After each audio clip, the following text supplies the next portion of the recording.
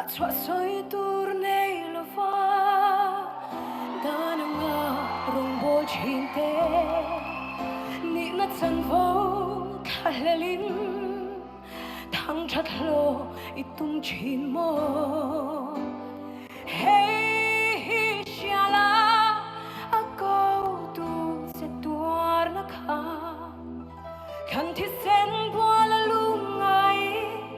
sắc mê la dar zam la ve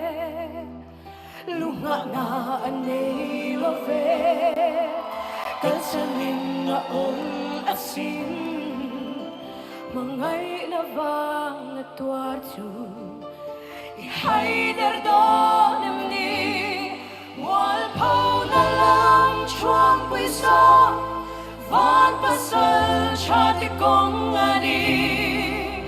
ngom turani ring lo la ma ni ran na munani soi moi na ang thom re I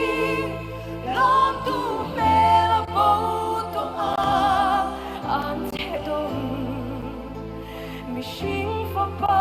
kong zo an ni sing nun vui liamin dai ve ro le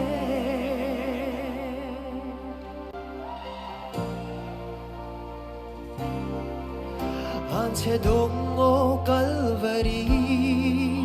thi na khom sa moal khova Rawh shuai na nun changa ken be a om to te chu ko vel ka ti shan in na om to a ti sa dana nung lovin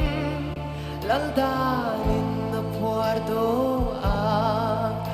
at lo cross kong zo I cha na rua madai zela karavalo man mui nun na lalu ku mala Kola yom chua pui so van pasal chati kong ani ngom turani ring lo la ma ni ran na munani soi moi na ao thom re I lom tu be la po to an che dong mi sing fa pa kong zo an ni sing nun vui liamin dai ve ro le cha na ruang su dai la la li so la tui na ri chen ta ka thos ko se chen ta ka sin lan mi pan se la so tare mai say lo la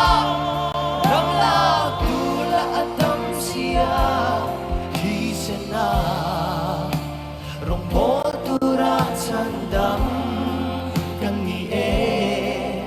Christian chalai te zam lovino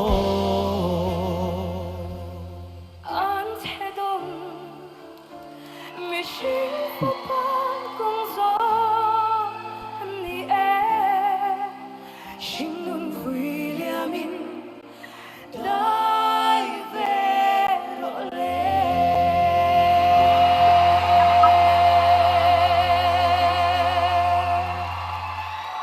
e paro pi vero se